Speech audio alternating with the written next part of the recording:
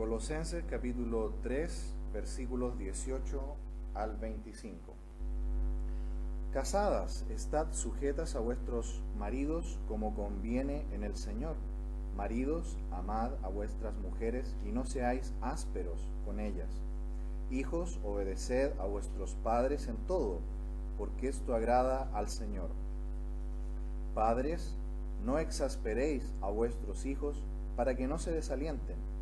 Siervos, obedeced en todo a vuestros amos terrenales, no sirviendo al ojo como los que quieren agradar a los hombres, sino con corazón sincero, temiendo a Dios. Y todo lo que hagáis, hacedlo de corazón, como para el Señor y no para los hombres, sabiendo que del Señor recibiréis la recompensa de la herencia, porque a Cristo el Señor servís. Mas el que hace injusticia, recibirá la injusticia que hiciere, porque no hay acepción de personas. Muy bien, en esta mañana veremos que Cristo debe tener la supremacía en la familia.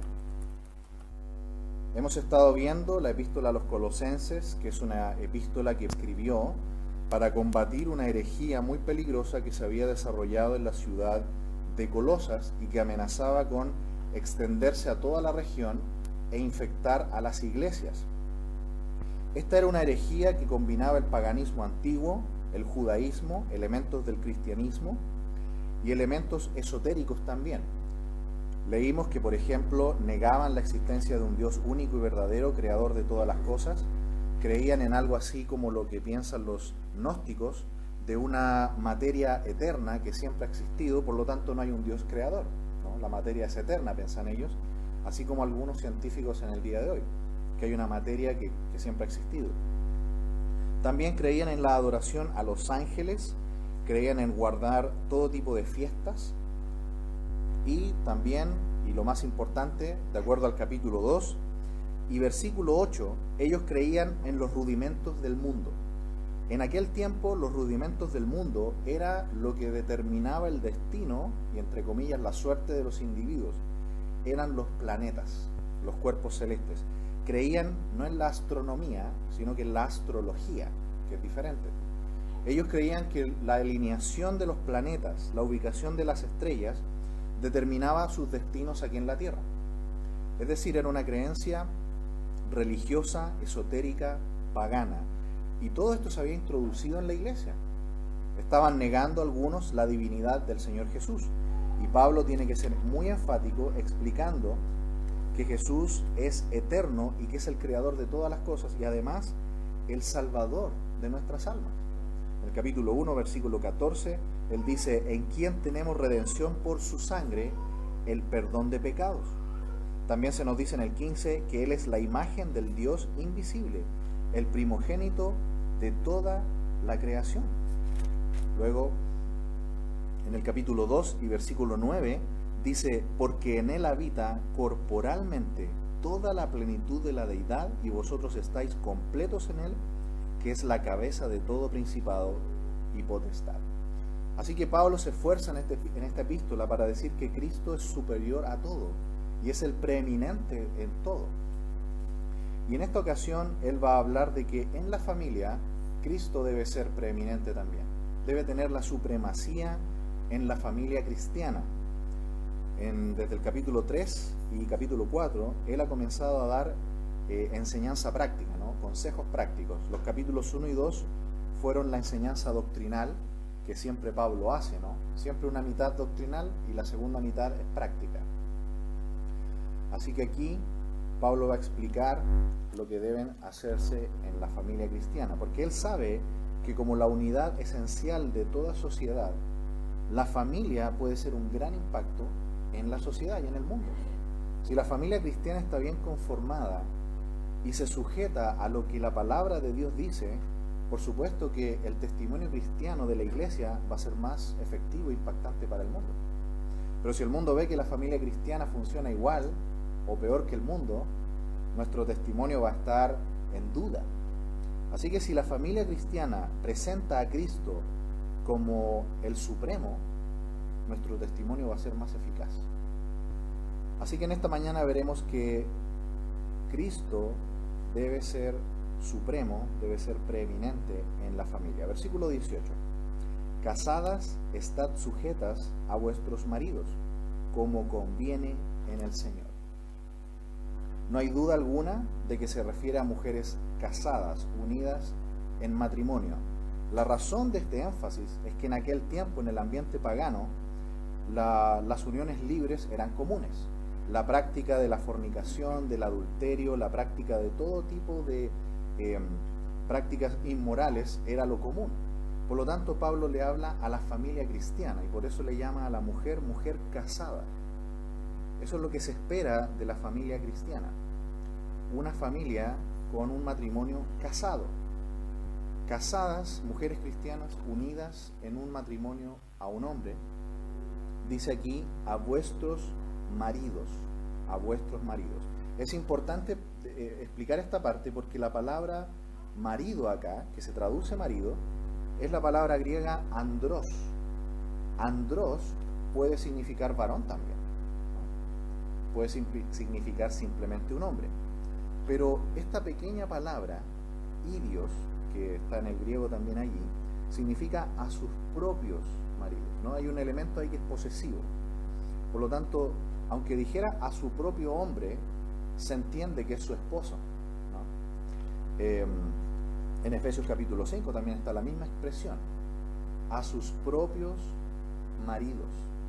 Por lo tanto, aquí la palabra sujeta, que es la parte probablemente más importante del pasaje, es un imperativo.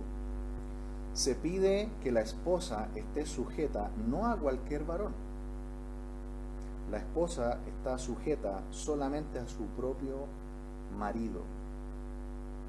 En aquel tiempo, en esta sociedad pagana a la cual Pablo escribe, los hombres actuaban de manera absolutamente déspota, eran absolutamente dueños de la familia y nadie podía opinar nada. Incluso más adelante, cuando se habla de los hijos, es importante porque en esta sociedad romana pagana, los padres podían incluso vender a sus hijos como esclavos. Y no era algo raro, era algo que se podía hacer. Por lo tanto, el ambiente familiar en este ambiente pagano era muy distinto de lo que aquí se enseña para lo que debe ser una familia cristiana. La esposa entonces está sujeta a su propio marido, no a cualquier hombre, a ningún otro.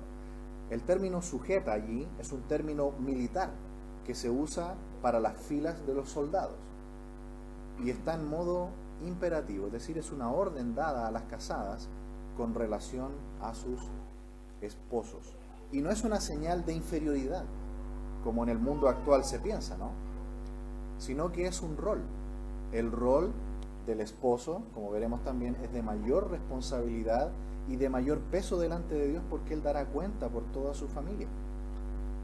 En nuestro tiempo esta idea de sumisión o sujeción de la mujer casada a su esposo es como un sinónimo de opresión, ¿no? Pero en el sentido bíblico, bien claro, esto viene de Dios, por lo tanto no puede ser algo malo.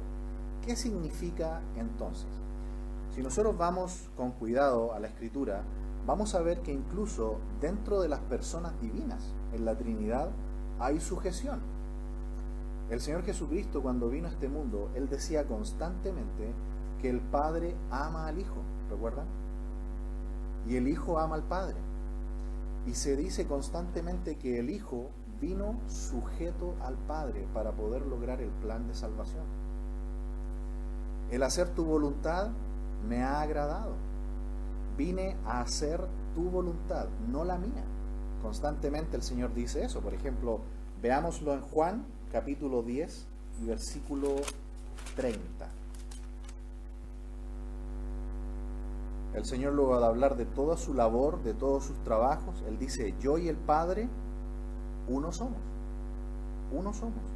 En todo lo que hacen, a pesar de que el Padre y el Hijo hay una subordinación entre sus labores, el Hijo se presenta como igual en divinidad que el Padre.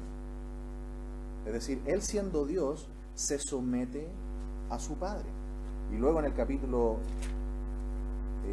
15, miren el capítulo 15, versículo 26, el Espíritu Santo también se somete, y se somete al Hijo y se somete al Padre. Dice, pero cuando venga el Consolador, a quien yo os enviaré del Padre, el Espíritu de verdad, el cual procede del Padre, Él dará testimonio de mí. Y ahora vamos al versículo 13 del capítulo 16.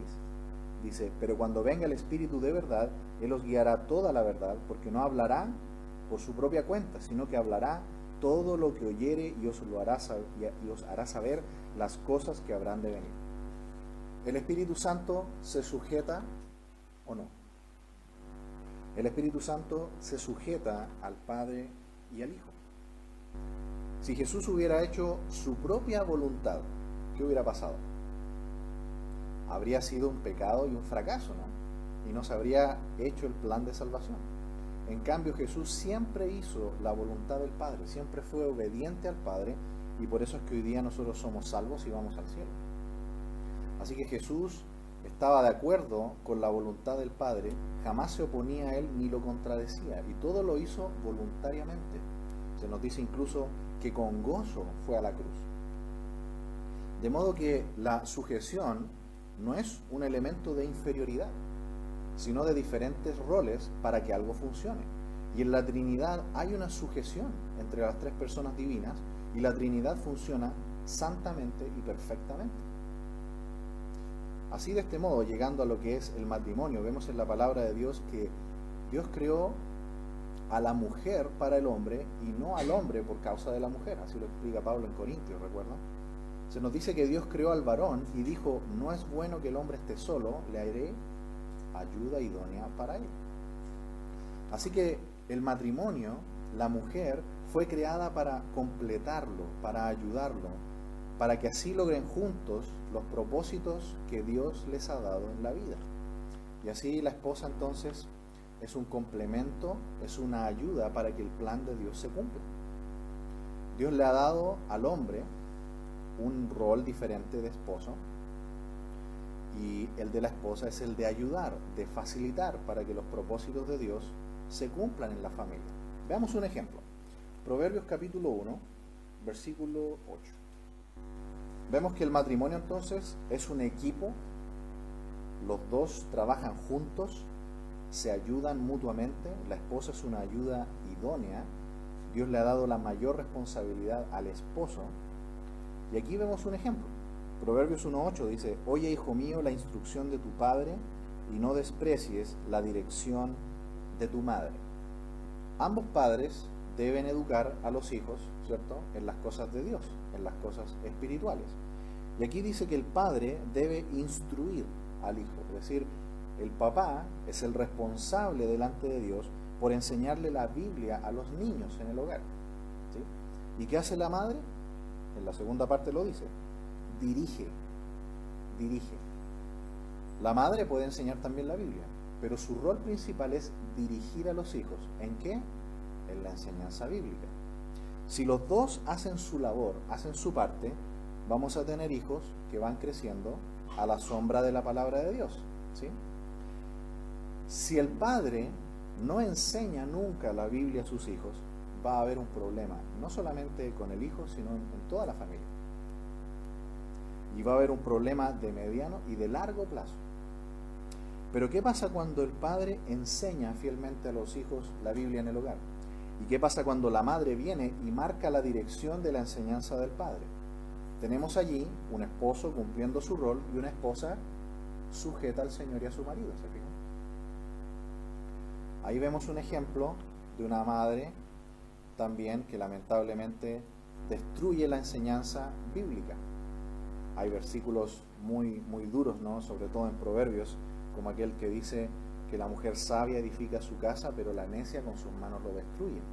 Ahí encontramos, por ejemplo, un ejemplo triste de que un padre puede enseñar la Biblia en el hogar a sus hijos, pero la esposa viene y destruye esa enseñanza dada a los hijos por medio del mal ejemplo. Ahí tenemos un triste ejemplo, ¿no?, de una esposa que no obedece a Dios. Ahí tenemos una esposa que no está sujeta a Dios ni a su marido. Así que hay un rol del padre y uno de la madre. El esposo vela por la salud espiritual en la familia, Por ejemplo, en Hebreos también, lo conocemos bien, Hebreos 10, donde se nos dice que no debemos dejar de, muy bien, ¿cierto? No debemos dejar de congregarnos, en Hebreos 10:25, como algunos tienen por costumbre. El esposo debe ser el que tiene la iniciativa de que toda la familia asista a la iglesia. Da el ejemplo en venir a la iglesia para edificarse, para aprender, y trae a su familia. Pero ¿qué pasa si una madre no lo acompaña, no lo sigue y prefiere hacer otras cosas en ese día? Prefiere no venir por cualquier motivo sin justificación. Ahí tenemos una madre que le está dando mal ejemplo a sus hijos de desobediencia a Dios. ¿Se fijan? Ahí tenemos una esposa que no se sujeta al Señor ni a su marido. Y hermanos amados, no habrá bendición en ese hogar. Así que la sujeción no significa que el esposo toma las decisiones solo. Vemos que la esposa tiene opinión también. Los dos trabajan juntos y cuando hay desacuerdos, normalmente, ¿saben por qué es? Por falta de comunión con Dios. Si el esposo y la esposa están bien con Dios, en buena comunión con Dios, buscan al Señor cada día, oran juntos, no deberían haber desacuerdos matrimoniales. Casi siempre los desacuerdos matrimoniales provienen de la rebeldía y del egoísmo de uno o de ambas partes. Muy bien. La última parte del versículo, si volvemos al de Colosenses 3:18, dice, como conviene en el Señor. ¿Se dan cuenta que al hablar del Señor, demuestra que es una relación y un plan divino no inventado por nosotros? Es un plan creado en el cielo. La relación matrimonial, la familia, es un plan divino. Fue pensado en el cielo. Por lo tanto, debe ser algo hermoso que debe reflejar la gloria de Dios. Hay un diseño divino, un orden para que el plan funcione bien y cumpla su propósito. Incluso el apóstol Pablo utiliza el término Señor, que es el término que se usa para no decir el nombre sagrado de Dios, Jehová o Yahvé. Los escritores del Antiguo Testamento y los profetas empezaron a decir Adonai, que significa en hebreo Señor, para no decir el nombre sagrado. Por lo tanto, aquí cuando Pablo dice el Señor, se refiere a Dios, se refiere al nombre sagrado de Dios. Por lo tanto, el plan de Dios para la familia, el plan de Dios para la relación matrimonial, es algo hecho en el cielo. Y no debemos permitir que esta relación en la cual el padre tiene un mayor rol de responsabilidad y la esposa está sujeta a su marido, no debemos permitir en nuestra mente que sea ridiculizada por la opinión actual del mundo. Porque hoy día la opinión del mundo es que cada uno debe ser libre y debe haber un desorden, ¿no?, en la familia. La palabra de Dios aquí nos muestra que hay un orden y que si se respeta este orden va a haber bendición en el hogar. Veamos ahora lo que se pide al esposo. Versículo 19. Maridos, amad a vuestras mujeres y no seáis ásperos con ellas. ¿Cuál es el rol del esposo? El rol del esposo es amar a su esposa. ¿De qué manera? Pablo lo explica un poco más en Efesios. Vamos a Efesios, retrocedamos unas 3 páginas hacia atrás y encontremos el capítulo 5, versículo 22, 5:22. Efesios 5:22. Las casadas estén sujetas a sus propios maridos como al Señor. Ya lo vimos esto, ¿no? Y ahora 23. Porque el marido es cabeza de la mujer, así como Cristo es cabeza de la iglesia, la cual es su cuerpo y Él es su Salvador. Aquí Pablo profundiza un poco más lo que en Colosenses no dice, aquí lo profundiza más, y explica que así como en la Trinidad hay una sujeción del Hijo al Padre y del Espíritu Santo al Padre y al Hijo, de la misma manera la iglesia de Cristo debe estar sujeta ¿a quién? Nosotros como iglesia, ¿a quién estamos sujetos? A la cabeza que es Cristo, ¿se fijan? No al pastor, no a un hombre. La iglesia está sujeta a Cristo y a su palabra.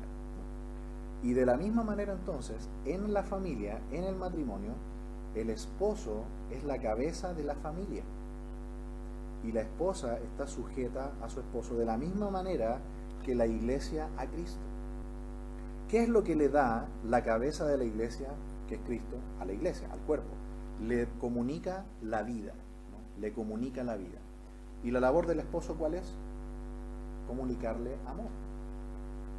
Así lo explica en Colosenses. Sigamos leyendo aquí en Efesios 5, 24.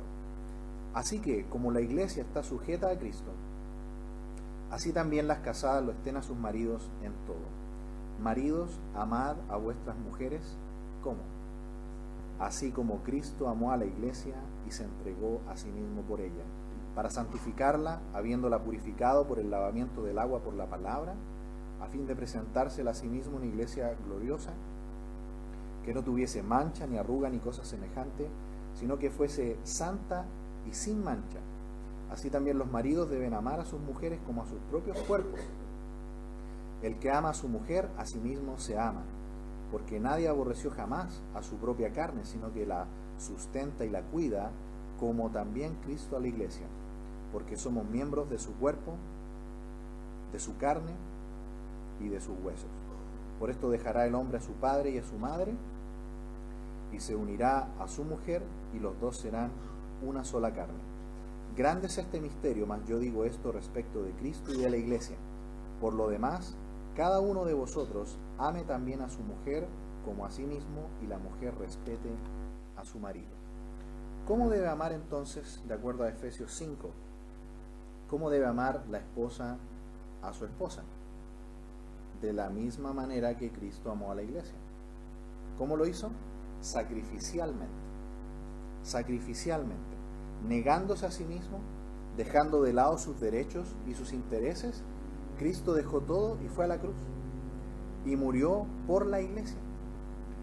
Ese mismo amor sacrificial es el que debe tener un esposo por su esposa.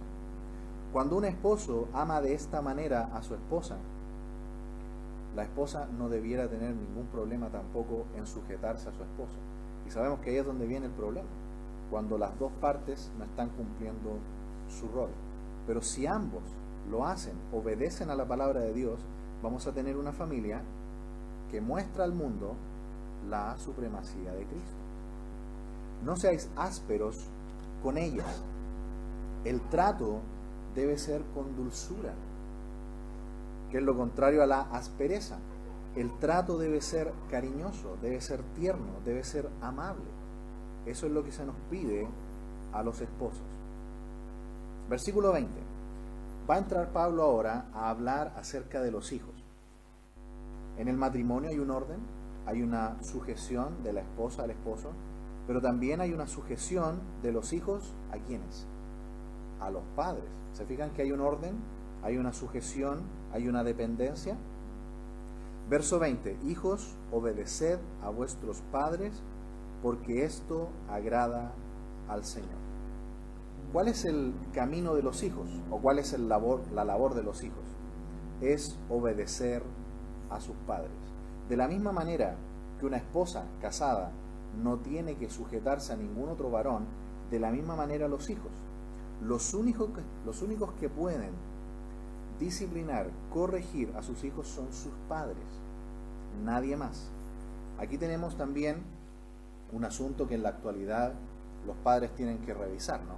Hoy día tenemos el contexto de la escolarización y muchas veces hemos visto que en los colegios los niños no son muy bien tratados en muchos lugares, ¿no?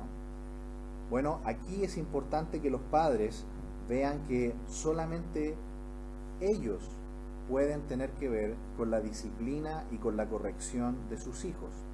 Nadie más, solamente los padres. Ahora veamos cómo es el orden. Ya lo vimos recién en Proverbios 1:8. Dijimos que, ¿qué hace el padre? ¿Cuál es la labor del padre?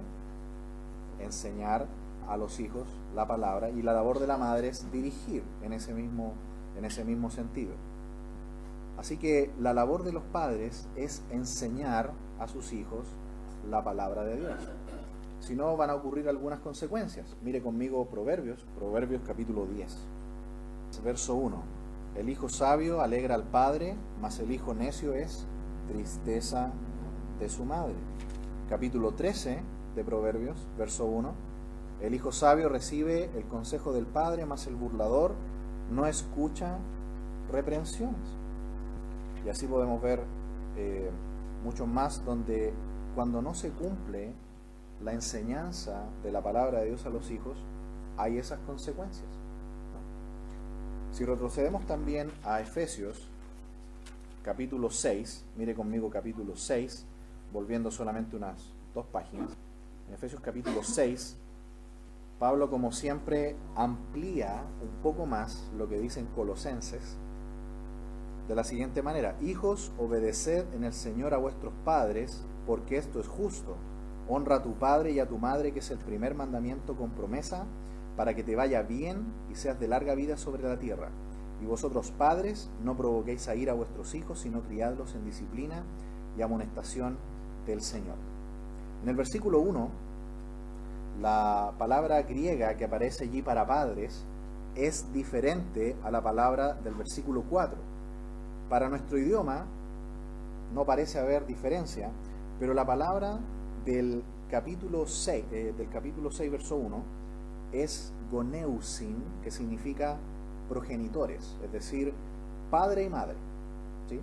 Pero la palabra del versículo 4 es la palabra pater, y pater significa solamente el padre, ¿no? Así que hay una enseñanza interesante acá. La obediencia los hijos se la deben a sus padres, ¿sí? A su madre y a su padre, a ambos. Pero la disciplina, fíjense del versículo 4, es responsabilidad del papá. No significa que la madre no puede corregir y disciplinar a sus hijos. Lo que está diciendo es que el padre rendirá cuentas a Dios, es el responsable principal por la disciplina de sus hijos. Por eso que hay un cambio allí de palabras. El padre no debe provocar a ira a sus hijos. Y aquí sí, Colosenses es un poco más completo, porque mire lo que dice, volviendo a Colosenses capítulo 3, verso 21, dice: para que no se desalienten.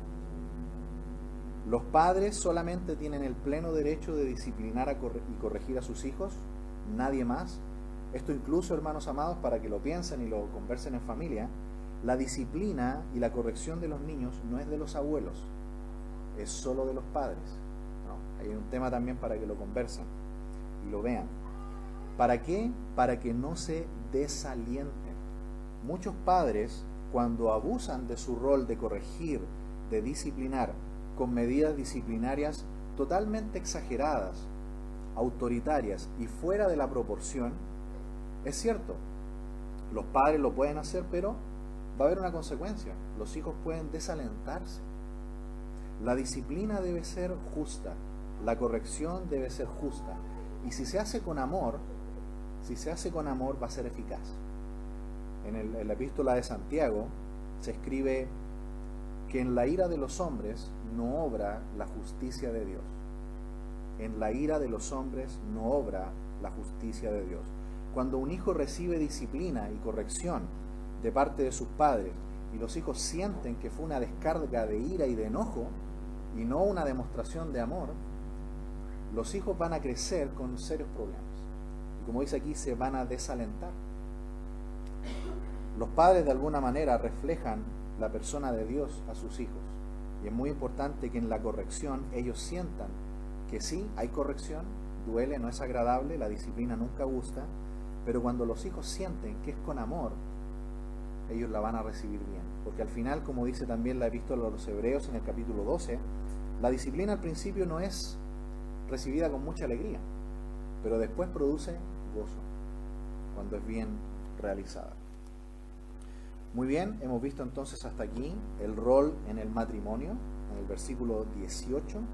Hemos visto el rol del marido, también por separado, en el versículo 20, hemos visto y 21, la parte de los hijos.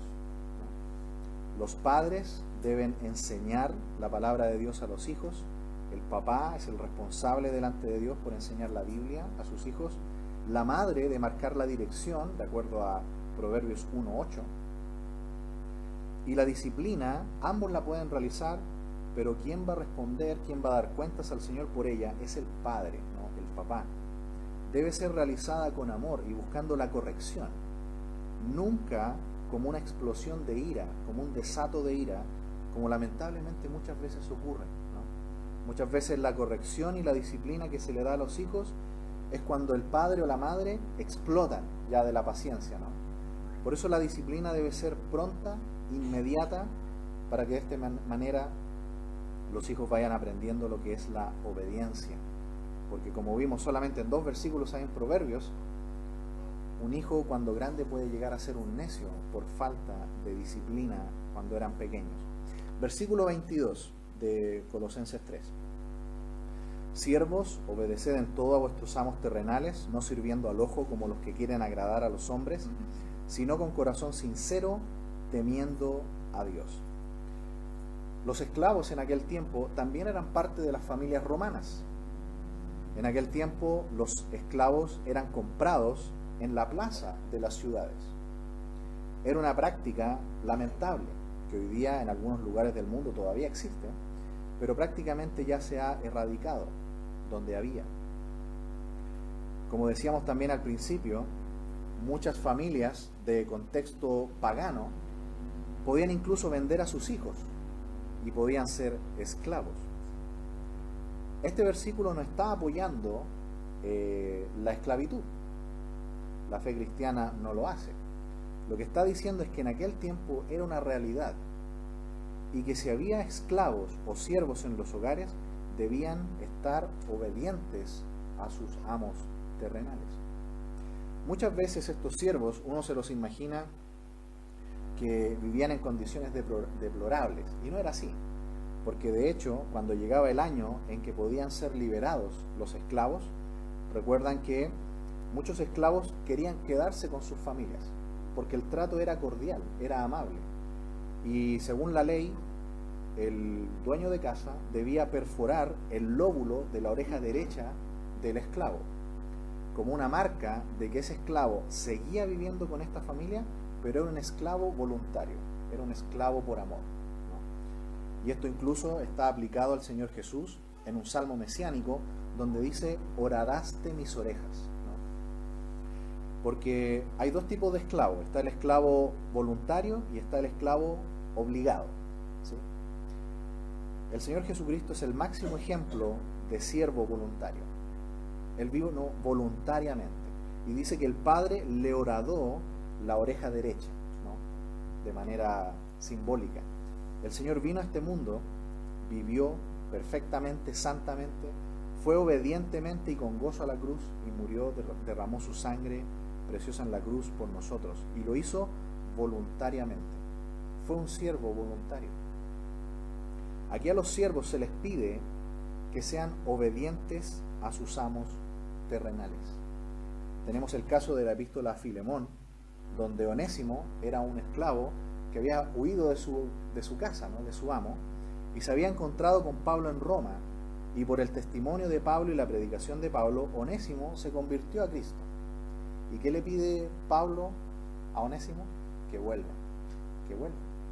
Y le escribe la carta que tenemos aquí en el Nuevo Testamento, la epístola a Filemón, que es una carta cordial donde le pide a Filemón. Filemón recibe a Onésimo. Él va a volver a casa y va a volver a ser tu siervo.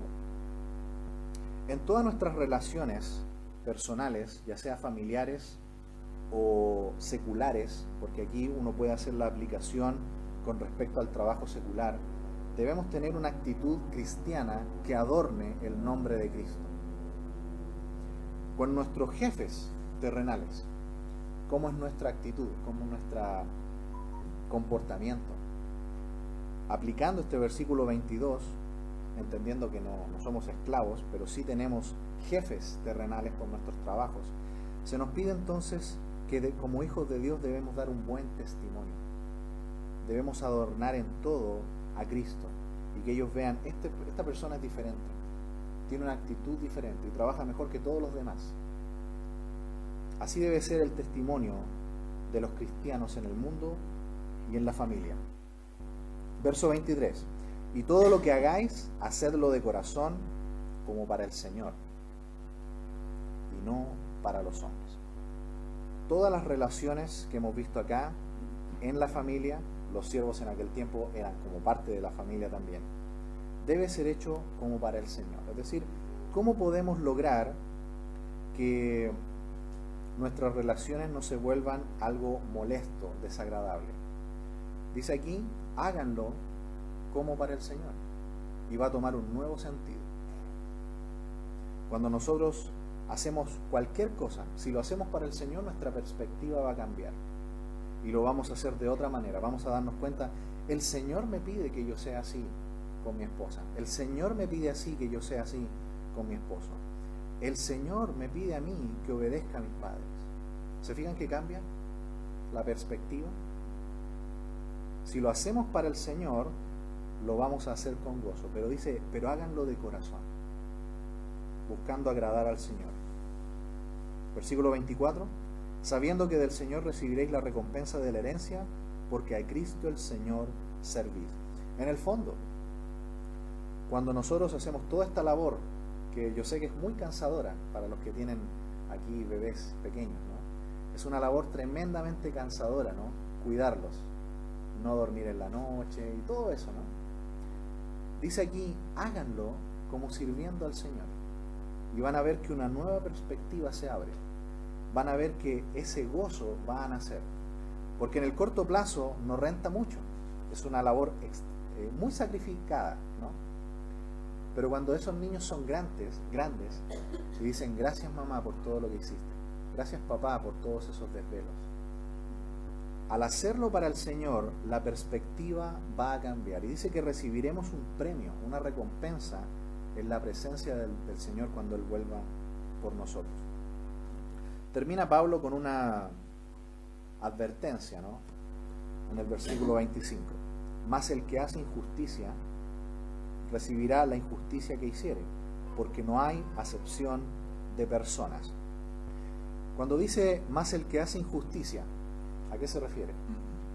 A desobedecer todo lo que se dijo anteriormente, ¿no? Hay un orden en el matrimonio, hay un rol del esposo, hay un rol de la esposa, versículo 18 y 19.